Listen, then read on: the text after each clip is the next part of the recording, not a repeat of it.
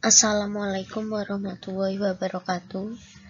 Perkenalkan, kami dari kelompok 5 akan mempresentasikan hasil kerja kami mengenai asesmen hasil belajar.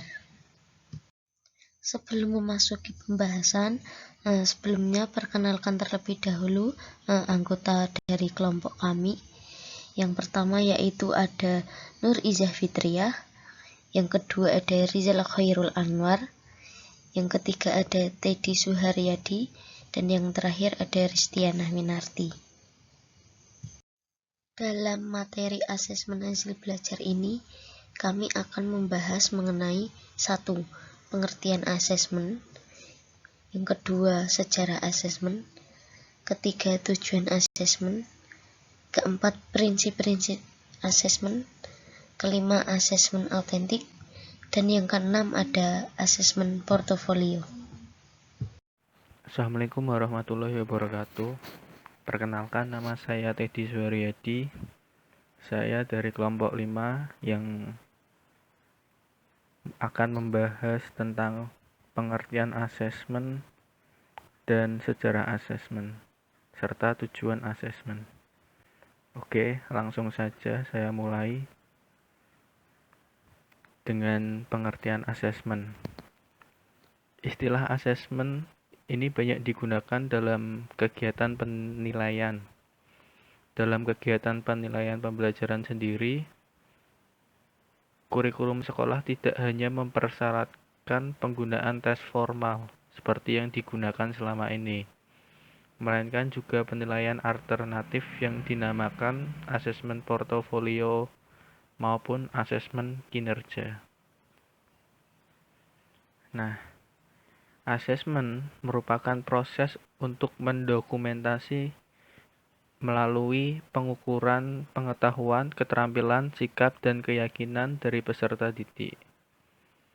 Dapat dinyatakan pula bahwa asesmen merupakan kegiatan sistematik untuk memperoleh informasi tentang apa yang diketahui, dilakukan, dan dikerjakan oleh peserta didik. Ada banyak pengertian asesmen yang disampaikan oleh pakar asesmen belajar. Salah satunya saya ambil menurut Dodge and Bigart yang menyatakan bahwa asesmen merupakan proses memperoleh informasi tentang anak untuk membuat keputusan tentang pendidikannya. Di sini dimaksudkan bahwa seorang pendidik akan memperoleh informasi yang bermanfaat tentang pengetahuan, keterampilan, dan kemajuan melalui pengamatan, dokumentasi, dan mereview pekerjaan secara terus-menerus dengan melakukan asesmen. Asesmen berguna untuk memperoleh gambaran kemampuan kemajuan peserta didik secara akurat dan objektif.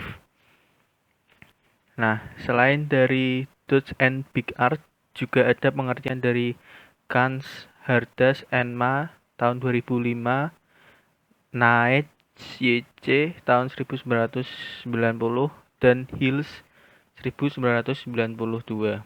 Nah, itu teman-teman sekalian bisa melihatnya di buku Psikologi Pendidikan agar dipahami lebih lanjut. Oke, saya lanjutkan. Perlu dipahami ya bahwa asesmen berbeda dengan evaluasi. Tetapi istilah tersebut sering digunakan secara bergantian. Asesmen biasanya berkaitan dengan prestasi belajar peserta didik. Dalam pemakaian yang lebih sempit, asesmen disamakan dengan ujian. Sedangkan dalam pemakaian yang lebih luas, asesmen disamakan dengan evaluasi. Oleh karena itu, evaluasi pendidikan biasanya meliputi asesmen hasil belajar peserta didik. Evaluasi memiliki tujuan untuk mengetahui sikap peserta didik, kesadaran karir, kepekaan budaya, praktik pembelajaran, kurikulum, personel sekolah, dan sebagainya. Di dalam lapangan evaluasi dipandang lebih luas dibandingkan dengan asesmen karena evaluasi berkaitan dengan pembuatan keputusan tentang nilai atau harga dari suatu objek. Sedang asesmen dipandang sebagai proses pengukuran terhadap karakteristik tertentu, seperti deskripsi tujuan. Nah, itu adalah pengertian asesmen. Selanjutnya ada tujuan asesmen. Asesmen pembelajaran memiliki dua tujuan, yaitu tujuan isi dan tujuan proses. Menurut Herman A. Specter and Winters tahun 1992. Asesmen yang berkaitan dengan tujuan isi digunakan untuk menentukan seberapa jauh peserta didik telah mempelajari pengetahuan dan keterampilan tertentu. Dalam hal ini, asesmen berfokus pada hasil belajar peserta didik. Sedangkan asesmen yang berkaitan dengan proses atau perencanaan pembelajaran digunakan untuk mendiagnosa kekuatan dan kelemahan peserta didik sesuai dengan kondisinya. Tujuan asesmen pembelajaran pada dasarnya tergantung pada penggunaan jenis-jenis asesmen. Ada 4 jenis asesmen dalam pembelajaran, yaitu 1. Asesmen formatif dan sumatif. Asesmen sumatif dilaksanakan di akhir pembelajaran dan digunakan untuk membuat keputusan tentang kenaikan kelas peserta didik. Asesmen formatif dilaksanakan selama proses pembelajaran berlangsung. Salah satu bentuk asesmen formatif adalah asesmen diagnostik. Salah satu contohnya, peserta didik menilai dirinya sendiri. Yang kedua, asesmen objektif dan subjektif. Asesmen objektif merupakan bentuk pertanyaan yang memiliki satu jawaban yang benar.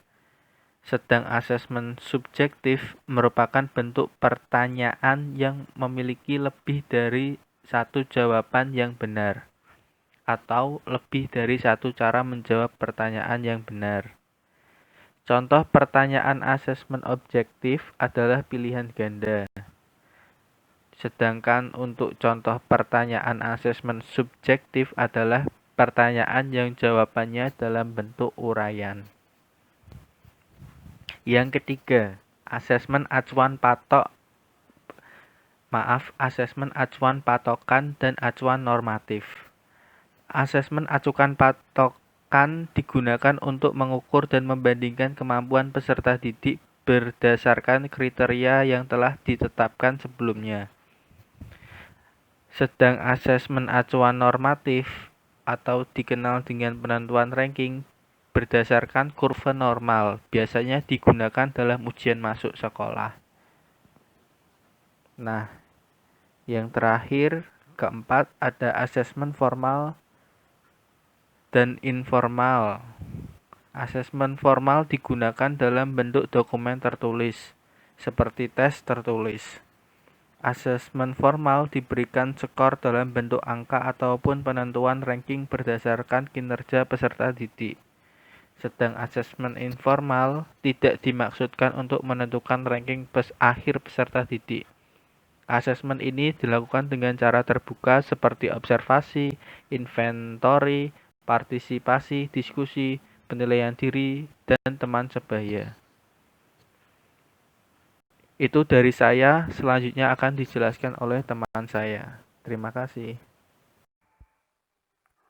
7 prinsip dalam menerapkan asesmen belajar.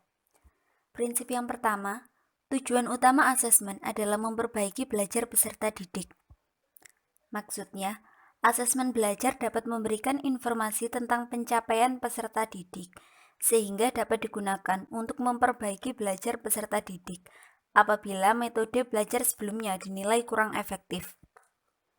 Tujuan dari asesmen ini dapat diperoleh dengan cara wawancara, tugas belajar, ujian praktek, rekaman audio atau video tape. Prinsip kedua, tujuan utama asesmen adalah memperbaiki belajar peserta didik. Makna dari mendukung belajar ini adalah dengan asesmen yang baik, yaitu informasi yang diperoleh secara terus-menerus atau berkesinambungan tersebut, kita dapat mengetahui perkembangan peserta didik dari awal pembelajaran, sehingga dapat digunakan untuk memperbaiki dan akuntabilitas sekolah juga untuk membuat keputusan, seperti keputusan kenaikan kelas maupun kelulusan peserta didik. Prinsip yang ketiga, objektif bagi semua peserta didik. Pendidik yang memiliki sikap objektif penting bagi persyaratan asesmen yang berkualitas. Pendidik yang baik tidak akan membeda-bedakan semua peserta didik, karena setiap peserta didik memiliki hak yang sama. Dengan adanya sikap objektif, pendidik dapat benar-benar mengetahui kemajuan peserta didik, baik dalam bidang pengetahuan maupun keterampilan peserta didik secara aktual. Prinsip keempat, kolaborasi profesional. Kolaborasi di sini merupakan kerjasama yang terjalin antara pendidik, sekolah, pemerintah kabupaten kota, pemerintah provinsi, dan pemerintah pusat.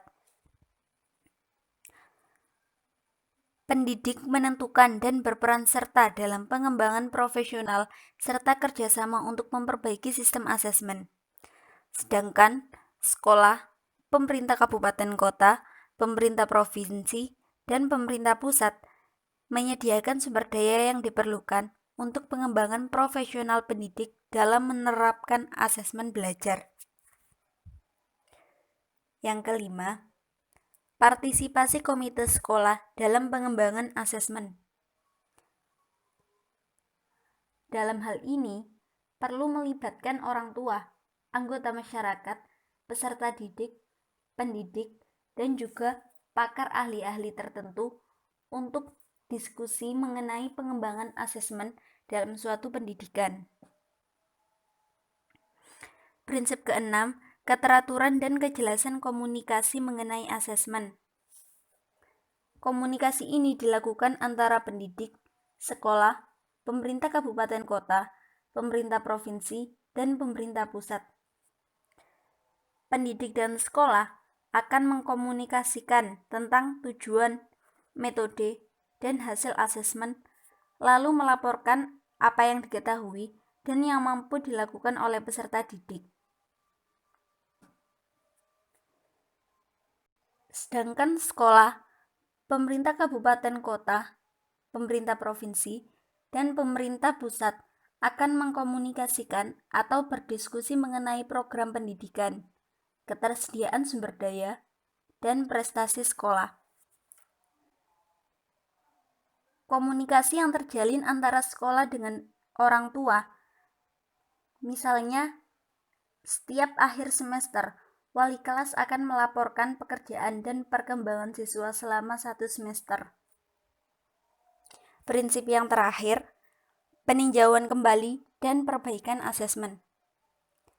Peninjauan kembali dilakukan untuk memastikan bahwa asesmen yang telah dilakukan benar-benar dapat memberikan manfaat kepada peserta didik. Selain itu, peninjauan kembali dilakukan untuk mengetahui bahwa asesmen yang telah dilakukan memiliki kelemahan atau tidak. Peninjauan kembali merupakan dasar bagi pembuatan keputusan dalam mengubah sebagian atau seluruh asesmen. Setelah melakukan peninjauan dan menemukan kelemahan dalam asesmen, maka perlu dilakukannya perbaikan. Perbaikan juga perlu dilakukan mengingat kondisi dalam masyarakat yang selalu berubah, serta pengetahuan yang diperlukan masyarakat juga terus meningkat seiring perkembangan zaman dan kemajuan teknologi.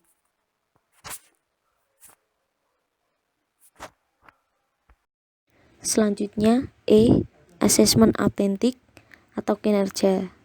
Asesmen autentik merupakan jenis asesmen kinerja di mana asesmen ini diperoleh dari fokus teknik penilaian yang digunakan untuk mengukur tugas-tugas kompleks dan relevan.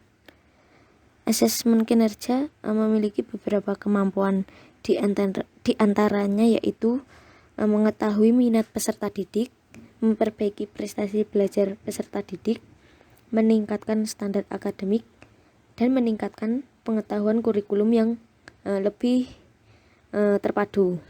Pada asesmen ini terdapat 2 asesmen alternatif yang dapat digunakan. Asesmen alternatif yang pertama yaitu asesmen berbasis kinerja, yaitu merupakan bentuk ujian di mana peserta didik diharuskan menjawab pertanyaan. Seperti contohnya yaitu peserta didik menjawab soal ulangan harian atau peserta didik menjawab soal-soal tes lainnya.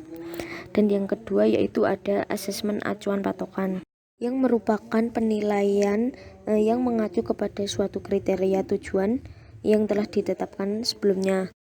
Misalnya UNES mempunyai penilaian acuan patokan nilai sebagai berikut: nilai 80 sampai 100, A nilai 65 sampai 79, B nilai 55 sampai 64, C nilai 40 sampai 54D, dan kurang dari 40E.